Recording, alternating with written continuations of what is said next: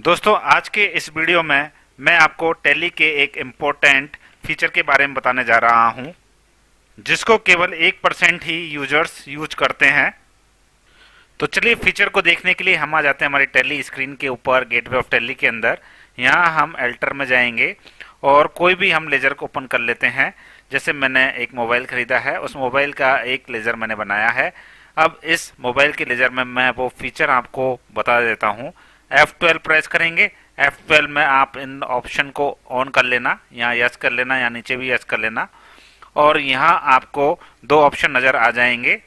पहला ऑप्शन है provide description for laser और प्रोवाइड नोट्स फॉर लेजर। ये दो बहुत ही महत्वपूर्ण फीचर्स हैं टैली के, जिनको बहुत कम लोग यूज करते हैं। आज की वीडियो में मैं इन फीचर्स को यूज करने के बारे में बताऊंगा और ये कैसे हेल्पफुल है हमारे लिए, इसके बारे में बताऊंगा। तो सबसे पहले मैं इन दोनों फीचर्स को ऑन कर देता हूं। प्रोवाइड डिस्क्रिप्शन फॉर लेजर, इसको यस कर देता हूं और प्रोवाइड फॉर लेजर्स, इसको भी यस कर देता हूं। प्रोवाइड डिस्क्रिप्शन और प्रोवाइड नोट्स, इन दोनों फीचर्स को मैंने यस कर दिया। कंट्रोल ए प्रेस करूंगा, ये हमारा एक्सेप्ट हो गया। टैली के अंदर डिस्क्रिप्शन और नोट्स मेंटेन करने के बहुत सारे फायदे हैं। मैं कुछ फायदे आपको गिना देता हूं। जैसे पहला ये है कि आपको कोई अलग से सिस्टम मेंटेन नहीं करना। कुछ अलग से इंफॉर्मेशन याद रखने के लिए आपको सब कुछ टैली के अंदर डिस्क्रिप्शन में या नोट्स में डाल देनी है सारी बातें। फिर आपको वो जो कागज है उसके भले ही रख के आप भूल जाते हैं, तब भी आपको सारी चीजें याद रहेंगी। तो चीजों को याद रखने का आपका झंझट बिल्कुल खत्म हो जाएगा। सब कुछ लेजर के अंदर मेंशन रहेगा और जब भी आप उस लेजर को ओपन करेंगे आपको सारी की सारी जानकारी मिल जाएगी।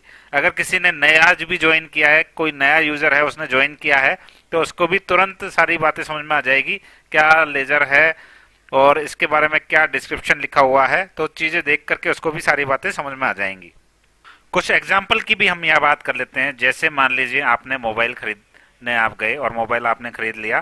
तो मोबाइल खरीदने के बाद आप कौन सा मोबाइल लेकर के आए, कितने का लेकर के आए, उसका क्या डिस्क्रिप्शन है, मॉडल नंबर क्या है, परचेज डेट क्या है, ये सारी बातें आपको पता होनी चाहिए।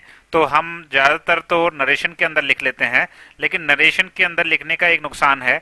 मान लीजिए आपने 2 बार में पेमेंट किया, 5,000 एक बार दिए, 6,000 एक बार दिए, 11,000 का मोबाइल खरीदा। तो कौन सी एंट्री के अंदर आप ये डिस्क्रिप्शन लिखोगे?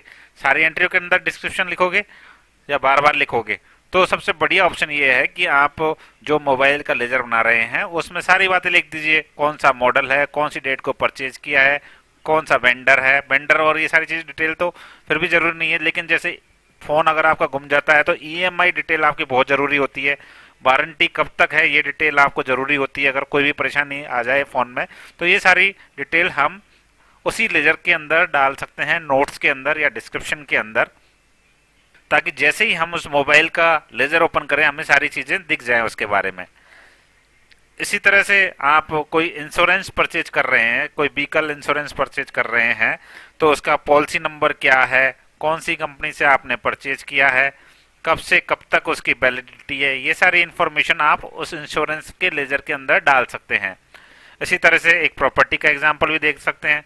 आपने कोई प्रॉपर्टी परचेज करी और उस प्रॉपर्टी के अंदर अब आपको डालना है किससे परचेज करी, कब परचेज करी, उसका टोटल अमाउंट कितना था, जेडी अप्रूव था या किससे, कौन सी सोसाइटी से वो अप्रूव है, ये सारी डिटेल आपको लिखनी होती है। मोटा मोटा आपको जैसे एफडी आपने कोई खुलवाई तो उसके लिए डिटेल डाल दो, प्रॉपर्टी कोई आपने परचेज करी उसके लिए सारी डिटेल डाल दो, इंश्योरेंस कोई परचेज किया गाड़ी का या फिर लाइफ का तो वो सारी डिटेल आप डाल दो, कोई मोबाइल खरीदा है, कोई व्हीकल खरीदा है, कोई मशीनरी खरीदी है, जो कोई भी फिक्स असेट आपने परचेज करी है तो उसकी वारंटी वगैरह, उसका कोई भी बिल नंबर वगैरह, ये सारी चीजें आप उसके लेजर में मेंटेन कर सकते हैं। इसके अलावा कोई मान लो टर्नओवर के बेसिस पर परसेंटेज में आपका कोई एक्सपेंसेस है तो उसके अंदर भी आप मेंशन कर सकते हैं कि भैया इतना परसेंटेज ये रहेगा एक्सपेंसेस टर्नओवर का।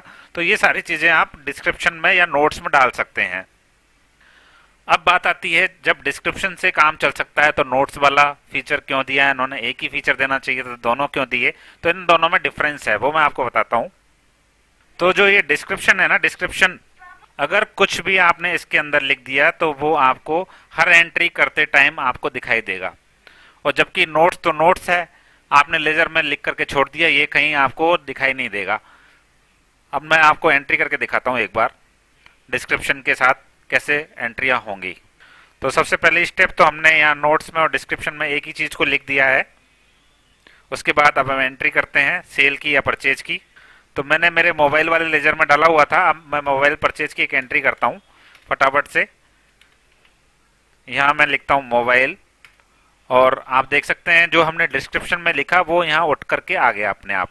अब आप चाहे तो इसको खाली रखें, चाहे भरा रखें, आपकी मर्जी। जबकि नोट्स में आप जो लिखते हैं वो यहाँ नहीं डिस्प्ले होता है, वो केवल नोट्स में ही रह जाता है।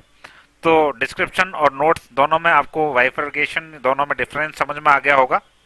डिस्क्रिप्शन में ये फायदा है कि अगर आपने लेजर डिस्क्रिप्शन को बाउचर एंट्री के अंदर ऑन कर रखा है, ये हमारी बाउचर एंट्री के ऑप्शन है, फीचर्स हैं, F12 आप करेंगे तो आपको दिख जाएंगे। यहाँ पर हमने प्रोवाइड डिस्क्रिप्शन फॉर लेजर को ये ऑन किया है, यस किया है, इसलिए हमें यहाँ डिस्क्रिप्शन पूछता है। और डिस्क्रिप्शन पहली बार आप डालेंगे तो आपको पास वही डिस्क्रिप्शन आ जाएगा जो आपने लेजर के अंदर डाल रखा है। अब आपको इसको हटाना पड़ेगा अगर नहीं चाहते हैं तो हटा करके एंट्री आप कर सकते हैं। अगर आपको लाना चाहते हैं तो फिर तो डिस्क्रिप्शन बिल्कुल सही है, डिस्क्रिप्शन में आप रखिए। अदरवाइज आप यहाँ नोट्स के अंदर ही मेंटेन करें तो ज़्यादा सही रहेगा।